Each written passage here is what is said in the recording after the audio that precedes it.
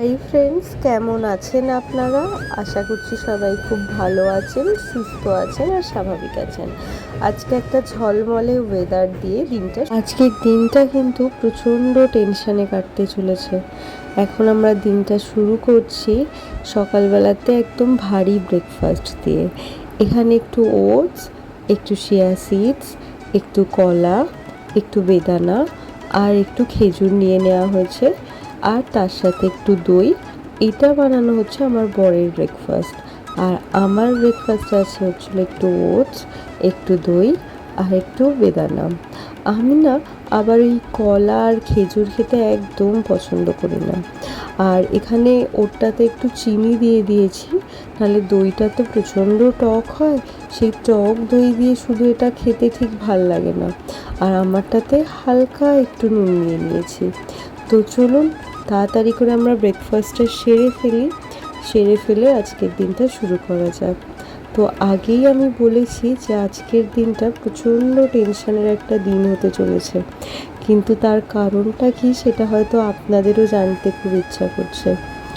আসলে আজকে হলো আমার ফাদার ইন ল বা আমার শ্বশুরমশাই বা আমার বরের বাবা। তো আজকে তার HUTT টেস্ট, যেটা কিনা অ্যাপেলোতে হবে। এই টেস্টটার নাম আমি আগে কখনো শুনিনি। এই টেস্টটা নাকি শুধুমাত্র অ্যাপেলোতেই হয়। এরকম একটা টেস্ট বাড়ির লোকের হবে, তো এটা তো একটু চিন্তার ব্যাপার ছিলই। টেস্টটা করানোর জন্য আমি, আমার হাজব্যান্ড, যার টেস্টটা হবে মানে আমার শ্বশুরমশাই আর শাশুড়ি মা, চারজনে অ্যাপেলোতে যাব আজকে। আর এই যে আজকে ক্যাব বুক করে নিয়েছি, কেননা ওখানে গিয়ে গাড়ি পার্কিংয়ের তো একটা সমস্যা হতে পারে, ওই জন্য ক্যাবই বুক করে নিয়েছি। আর এই দেখুন, আমরা যেখানে টেস্ট হবে তার বাইরেটাতেও চলে এসেছি। আর এখানে যে কত মানুষ বসে আছে, তাদের কারোর হয়তো মা কিংবা বাবা কিংবা ভাই অথবা বোন অথবা স্ত্রী বা হাজব্যান্ড, তারা হয়তো এই নার্সিংহোমেরই কোনো না কোনো বেডে হয়তো ভর্তি রয়েছে। তো আমাদের টেস্ট করা হয়ে গেছে, আর টেস্টের পরে আমরা এসে হলো এই মানি স্কোয়ারে। আসলে বাড়ি থেকে এই অ্যাপেলো নার্সিংহোমটার দূরত্ব প্রায় 2 থেকে 2.5 ঘন্টা, তাও যদি সেটা জ্যাম না থাকে। এর থেকে বেশিও হতে পারে। আর এই টেস্টটা যে হয়েছে, টেস্টটার রিপোর্ট দেবে হলো সন্ধ্যা 6টার সময়। আর এই সময়টা এখন আমরা কোথায় থাকবো? অ্যাপেলো নার্সিংহোমে তো এতক্ষণ তো ভেতরে পেশেন্ট পার্টিকে তো অ্যালাউ করবে না। তো ওনারা বললেন আপনারা একটু ঘুরে আসুন। এই জন্য আমরা টেস্ট করানোর পর আমার শ্বশুর শাশুড়িকে বাড়ি পাঠিয়ে দিয়েছি। আর আমরা পাশেই রয়েছে হচ্ছিলো একদম মানি স্কোয়ার। ওই মানি স্কোয়ারে এসছি, এখন কিছুটা সময় এখানেই কাটাবো। আর মানি স্কোয়ারটা তো সেন্ট্রাল এসি, তাই গরমের ওই কষ্টটাও এখানে হবে না অতটা। আর টেস্টটা হয়ে গেছে, আশা করছি টেস্টের রিপোর্ট হয়তো ভালোই আসবে, তাই জন্য মেজাজটাও বেশ দুজনের ভালোই আছে। আর টেস্টটা যেটা কিনা টিল টেস্ট বা HUTT টেস্ট, সেটা এতটা পরিমাণেই ভয়াবহ যে যদি এটা পজিটিভ আসে তাহলে হয়তো আপনি ওখানে অজ্ঞানও হয়ে যেতে পারেন। কিন্তু আমার শ্বশুরমশাইয়ের আশা করছি হয়তো এই টেস্টের রিপোর্টটা নেগেটিভই আসবে, কেননা HUTT টেস্ট পজিটিভ হলে যে সমস্ত সিমটমসগুলো থাকে সেইগুলো তার মধ্যে ছিল না। সেই টেস্টটা দিয়ে একদমই নর্মাল ছিল, তাই জন্য আমরাও আশা রাখছি টেস্টের রিপোর্ট হয়তো ভালোই আসবে। এখন আমরা এসেছি মানি স্কোয়ারের এই গেমিং সেকশনটাতে। কিন্তু জানেন তো, এই গেমিং জোনটাতে কিন্তু বড়দের জন্য কোনো তেমনই গেম নেই। এখানে সব কটা গেম কেবলমাত্র বাচ্চাদের জন্য। তাই ভাবলাম যখন ঢুকেই পড়েছি মানি স্কোয়ারের গেমিং জোনে, তাহলে একবার আপনাদেরকে দেখিয়ে দিই গেমিং জোনটা। আর এইখান থেকে আপনাকে কার্ড করাতে হবে। এখান থেকে 350 টাকারও কার্ড করানো যায় বা 700 টাকারও কার্ড করানো যায়। আমার আবার একটা মুশকিল, এই যে দেখতে পাচ্ছেন, স্যাটারডে সানডে অথবা স্পেশাল হলিডেতে এখানে 316 টাকা দিয়ে উইথাউট সক্স, মানে হচ্ছে হলো মোজা ছাড়া এখানে আর কি আপনারা কাট করাতে পারেন। আর এই যে এখানে বিভিন্ন ধরনের গেম রয়েছে।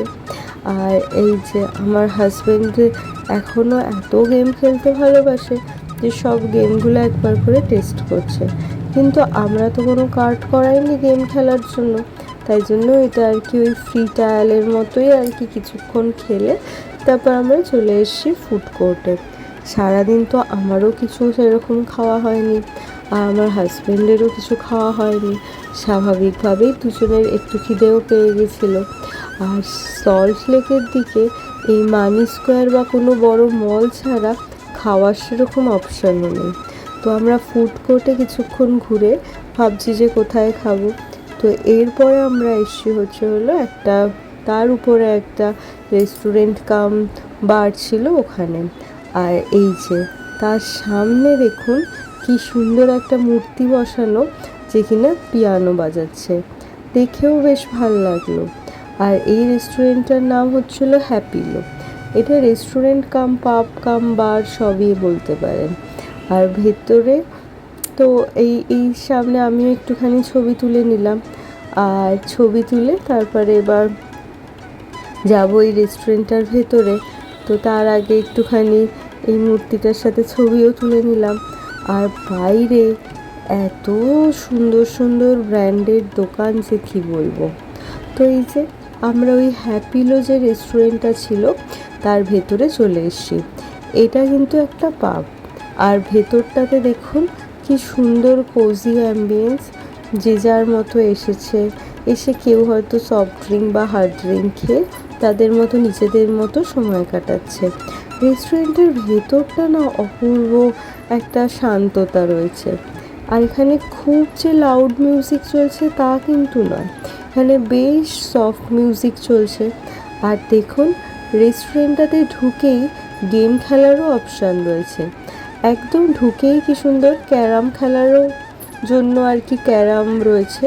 তো আমরা ভাবলাম একটু ক্যারাম খেলি। তো এখানে ক্যারামের গুটি সাজানো হচ্ছে। তো আমরা এখানে কিছুক্ষণ ক্যারাম খেলে তারপরে গিয়ে ওখানে গিয়ে বসলাম। তো আমি এখানে অর্ডার দিয়েছিলাম একটা অরেঞ্জ ফ্রুট জুস, আর ও ওখানে অর্ডার দিয়েছিল একটা বিয়ার। তো এখানে আমরা এটা এনজয় করে নিয়ে তারপরে এই যে এটা হচ্ছে হলো এখানকার মেনু কার্ড। আর এখানকার প্রাইসগুলো দেখছেন, প্রাইসগুলোও কিন্তু বেশ রিজনেবল, আর দামগুলোও বেশ সুন্দর। কিন্তু স্যালাডের দাম 325 টাকা, তার সাথে আবার জিএসটি অ্যাড হবে, এটা আবার আমার কাছে একটু বেশি কস্টলি মনে হলো। আর এখানে রেস্টুরেন্টের যে মেনু কার্ডটা রয়েছে এটা আসলে ফুড মেনু, সেটা আমি আপনাদেরকে একবার দেখিয়ে দিই। আপনারা চাইলে এটাকে স্ক্রিনশটও নিয়ে নিতে পারেন।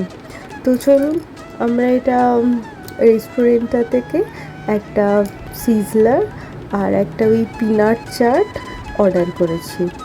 আর এই জায়গাটা কিন্তু ছিল খুব সুন্দর, বেশ ছোট ছোট আলো জ্বলছে, খুব যে ঝাঁ চকমকে বা অনেক লাইট ছিল তা নয়, বেশ প্রত্যেকটা টেবিলের মাথায় সুন্দর সুন্দর করে আলো জ্বলছিল টিমটিমে। অ্যাম্বিয়েন্সটা তো আমার বেশ ভালো লেগেছিল। আর এই দেখুন কথা বলতে বলতে আমাদের পিনাট চাট এসে গেছে। এখানে দোতলাতেও একটা ওই টাইপের ছিল, সিটিং অ্যারেঞ্জমেন্ট টাইপের ছিল। তো দোতলাতে যখন গেছিলাম তাই ভাবলাম দোতলা থেকে ভিউটাও একবার আপনাদের সাথে শেয়ার করি। আর এই দেখুন আমাদের গরম গরম সিজলার এসে গেছে, একটু ফ্রেঞ্চ ফ্রাইস, একটু পনির আর একটু চাউমিন বা নুডলস দিয়ে আমাদের ফ্রেঞ্চ ফ্রাইসটা এসে গেছে। আমাদের দুজনের জন্য এটাই অর্ডার করেছিলাম। এটার প্রাইস নিয়েছে 490। আর যেহেতু আমরা এখানে বলেছিলাম যে আমাদেরকে ফ্রাইড রাইসের সাথে সিজলারটা দিতে, কিন্তু কোনো মিসআন্ডারস্ট্যান্ডিংয়ের জন্য ওনারা আমাদেরকে নুডলসের সাথে সিজলারটা দিয়ে ফেলেছিল, তাই জন্য সাইডে আবার একটু ওই ফ্রাইড রাইসও এসে দিয়ে গেছে। এখন ঘড়িতে প্রায় 5:30 মতো বেজে গেছে, আমাদেরও এখানে খাওয়া দাওয়া হয়ে গেছে। আর বেরিয়ে দেখুন বাইরের মলটা কত বড়। আর এটা হচ্ছিল নিচে, আমরা যেই ফ্লোরে আছি তার নিচে আছে হচ্ছিল ফুড কোর্ট। আর দেখেছেন ফুড কোর্টেও কত মানুষ, হয়তো কেউ বা তার ওয়াইফের সাথে, কেউ বা তার কিছু বান্ধবীদের সাথে বা বন্ধুদের সাথে এসে কোনো একটা খাবার নিয়ে বসে গল্প করছে আর সেই খাবারটাকে মজা করে খাচ্ছে। এটা দেখতেও বেশ ভালো লাগছিল। তো কথা বলতে বলতে আমরা লিফটে করে নেমে চলে এসেছি ফুড কোর্টে। আর ফুড কোর্টে এখানে দেখছিলাম একটা সাবওয়ে আছে। অ্যাকচুয়ালি আজকে আমাদের ভেজ ডে, আজকে তো স্যাটারডে, তাই সাবওয়েতে এসে আমরা জিজ্ঞেস করে নিলাম যে ভেজের কী অপশান আছে।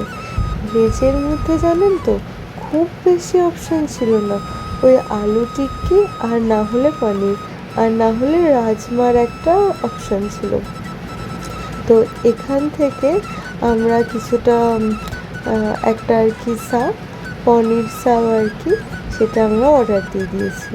আর জানেনই তো সাবওয়েতে নিজেদের পছন্দ মতো টপিংস অ্যাড করা যায়, কিন্তু এদের কিছু রুলস আর রেগুলেশনসের জন্য প্রথমের দিকে ভিডিও করলেও পরের দিকে আর ভিডিও করাটা হয়নি।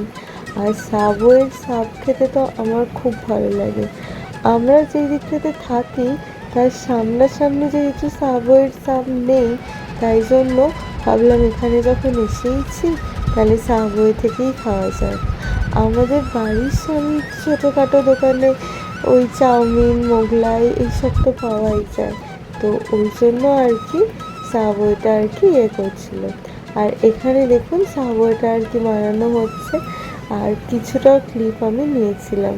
এইটা হচ্ছিল একটা সাব, এর ভেতরে আপনি আপনার পছন্দ মতো টপিংস বললে ওনারা সেটা দিয়ে আপনাকে সার্ভ করবে। আর এটা কিন্তু খেতেও খুব খুব ভালো ছিল, দামটাও প্রায় ঠিকঠাক। এত বড় মলে এই সাবওয়ের যে একটু দাম নেবে না তা কি হয়। এই সাবটার দাম নিয়েছে 210 টাকা। আর এই দেখুন আমাদের সাবওয়ে দিয়ে দিয়েছে। এখন আমরা ফুড কোর্টে বসেই আর কি এই সাবটা খুলছি। আর এইটা এত ভেতরে এত ধরনের মিয়োনিজ ক্রিম দিয়ে দিয়েছিল খেতে, তাই জন্য খুব ভালো ছিল। আর যেহেতু এর আগে ওই বড় সিজলারটা খেয়েছি তাই পেট তো বেশ ভর্তি, তাই জন্য একটা নেই দুজনে খেয়েছি। আর সামনেই দেখেছেন শপার স্টপে আবার বেশ ভালো ভালো অফার চলছে, কিন্তু আজকে তো হাতে সময় বেশ কম, তাই জন্য আর শপার স্টপের অফার দেখতে যাওয়া হলো না। কিন্তু অন্যদিন ইচ্ছা আছে সময় করে এসে প্রত্যেকটা মানে কিসে কী অফার চলছে সেটা দেখে আসার। আসলে আমাদের রিপোর্ট দেওয়ার কথা ছিল সন্ধ্যা 6টার সময়, তো যাই হোক আমরা একটু আগেই চলে গেছিলাম। তো আমাদের রিপোর্ট নিয়ে আমরা এখন ফিরছি। আর ফেরার সময় ওই মানি স্কোয়ারের সামনে থেকেই থাকে হচ্ছে হলো স্টেডিয়াম মেট্রো, মানে সল্টলেক স্টেডিয়াম মেট্রো।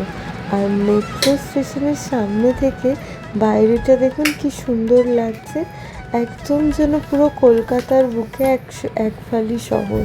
আর ওই দিকটা দেখছেন, ওই দিকটাতে আছে হচ্ছে হলো সল্টলেক, কত বড় বড় বিল্ডিং, কত নাম না জানি কত বড় বড় অফিস ওখানে আছে দেখা যাচ্ছে। আর এই যে এই সেক্টর 5-এর দিকের মেট্রোটাতে আজই আমাদের প্রথম আসা।